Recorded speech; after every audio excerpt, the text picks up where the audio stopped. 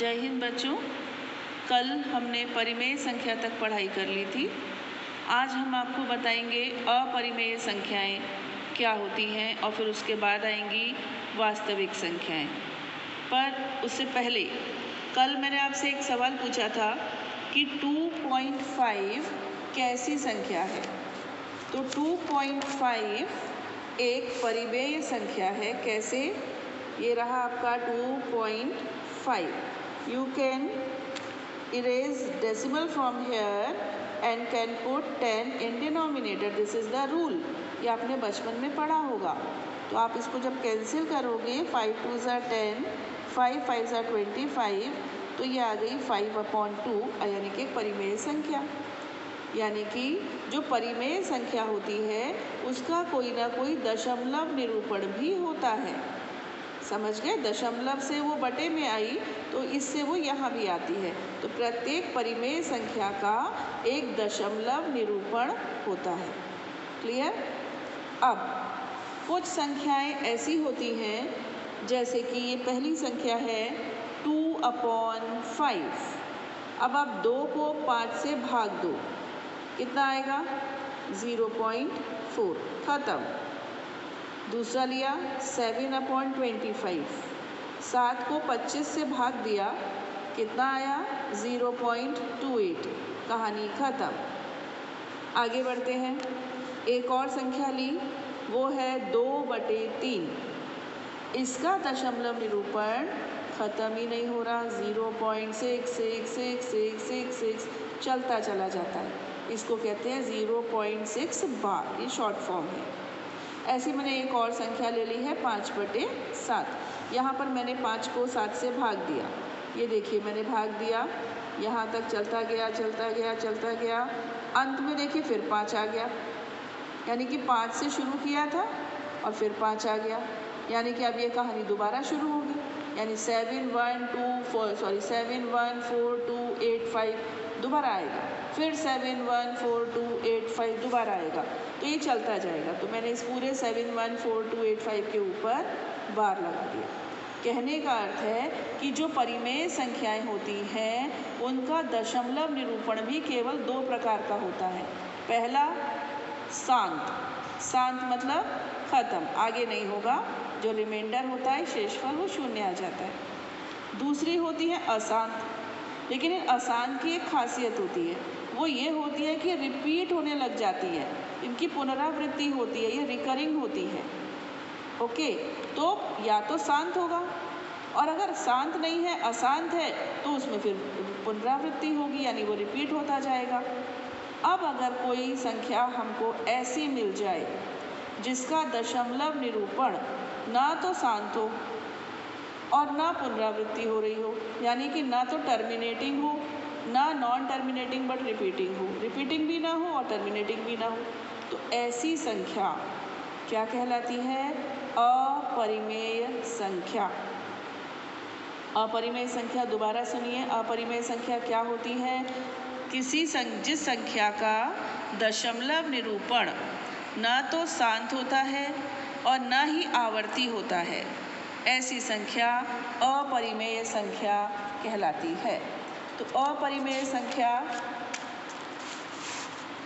एक उदाहरण देते हैं, जैसे कि √2। कभी आपने 2 का वर्गमूल निकाला है? निकाला ही होगा बचपन में, 8th क्लास में आपने ज़रूर निकाला होगा। ये 2 है।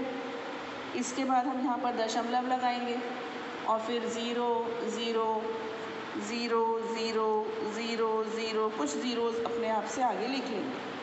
दशमलव के बाद ऐसे लगाते हैं, पता होगा आपको। दशमलव से पहले ऐसे उल्टा लगाते हैं। ओके, तो 1 1 ज़ा 1, कितना बचा? 1। दशमलव यहाँ लगा दीजिए, 00 यहाँ पे कॉपी कर लीजिए। अब ये जो शेष ये 1 है ना, इसका डबल हो जाएगा, हो जाएगा 2। अब इसके बगल में ऐसी संख्या लगाते हैं जिसको गुणा करके 100 से कम आ जाए। तो ये आ गया आपका 96। ऊपर से उतरा मतलब माइनस होके आया 4। अब एक और पेयर जो है ना 0 का, वो कॉपी हो जाएगा। अब 14 का दुगना कितना होता है? 28। 28 के बगल में मुझे लगता है 1 ही सही रहेगा। इस तरीके से ये हो गया 281। और इस तरीके से आपका ये कार्यक्रम चलता जाएगा। तो जब आप इसको करते जाओगे बेटा, करते जाओगे, आप देखोगे ना तो ये कभी ख़त्म हो रहा है और ना रिपीट हो रहा है, ख़त्म भी नहीं हो रहा, रिपीट भी नहीं हो रहा। अर्थात ये जो √2 है ये एक अपरिमेय संख्या है। क्लियर हुआ? तो अपरिमेय संख्याएं कैसी होती हैं? √2 हो गई, √3 हो गई, ऐसे बहुत सारी, अभी आगे आपको पाई वाई सब सिखाएंगे आपको।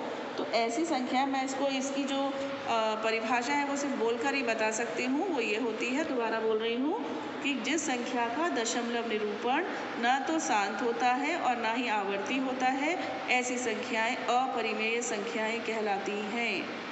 बोलो ये कॉन्सेप्ट क्लियर है सबको? और ये आपको पूरी लाइफ जब तक आप मैथ्स पढ़ेंगे आपके साथ चलेगा, इसीलिए इसे आप अच्छे से याद कर लीजिए। कल मेरा दूसरा प्रश्न था कि क्या 10 एक परिमेय संख्या है? हाँ, ये एक परिमेय संख्या है। कैसे? देखो, ये जो 10 है आप इसको 10/1 लिख सकते हो।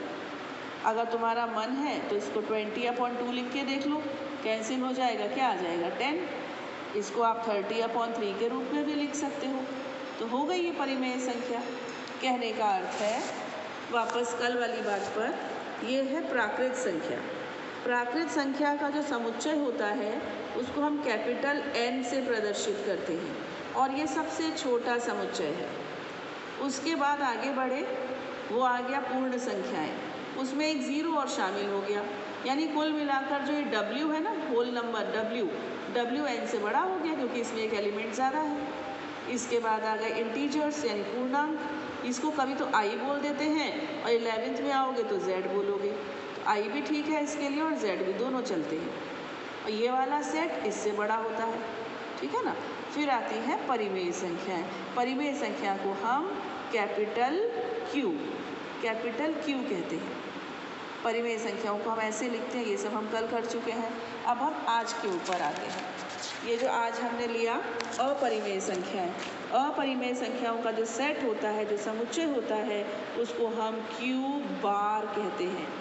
समझे आप? Q बार ये क्या है? अपरिमेय संख्या। अंतिम सेट है रियल नंबर्स यानी वास्तविक संख्याएं। ये होती हैं सारी परिमेय संख्याएं और सारी अपरिमेय संख्याएं। ये दोनों संख्याएं मिला दी जाएं तो एक बहुत विशाल समुच्चय बन जाता है, उसको हम कहते हैं वास्तविक संख्याओं का समुच्चय। कहने का अर्थ है कि इस ब्रह्मांड में आप जितनी भी संख्याएं देखते हैं वो सब कैसी हैं? वास्तविक संख्याएं। ये हमारा ज्ञान कहता है जब हम 9वीं क्लास में पढ़ रहे हैं। हम बड़े होंगे, हम 11th में आएंगे, हमको और सारी संख्याएं मिलेंगी, उन्हें हम कहते हैं इमेजिनरी नंबर्स, काल्पनिक संख्याएं। लेकिन आपके सिलेबस में केवल रियल नंबर्स तक का है, तो मैं अभी आपको आगे की चीज़ नहीं बता रही हूँ। तो आप तो अभी इतना मानकर चलिए कि जो रियल नंबर्स यानी कि जो वास्तविक संख्याएं होती हैं वो या तो परिमेय होती हैं या फिर अपरिमेय। परिमेय हो चाहे अपरिमेय हो, वास्तविक तो वो है ही है। क्लियर? तो सबसे छोटा सेट हमारा है n का यानी नेचुरल नंबर्स का, उससे बड़ा है W किससे छोटा है? इंटीजर से, क्योंकि इसमें माइनस वाले नहीं थे, इसमें माइनस वाले थे। इससे बड़ा है रैशनल क्यों है? क्योंकि प्रत्येक इंटीजर को बटा 1 लगा के हम इसको क्यू बना सकते हैं। इसी में इरेशनल नंबर को हम प्रदर्शित नहीं करते हैं। और रैशनल नंबर से बड़ा यानी सबसे बड़ा सेट होता है रियल नंबर्स का, क्योंकि इसमें Q और Q' दोनों होते हैं। Got it? तो ये मेरी बहुत इम्पॉर्टेंट क्लास थी, वो थी अपरिमेय संख्याओं का परिचय, क्योंकि बच्चे बड़े हो जाते हैं लेकिन अपरिमेय संख्याएं पता नहीं क्यों भूल जाते हैं या उन्हें समझ में ही नहीं आती हैं। अपरिमेय संख्याएं आप अपने दिमाग में अच्छे से बैठा लीजिए। इसके बाद मैं शुरू करूँगी एक्सरसाइज 1.2। Thank you.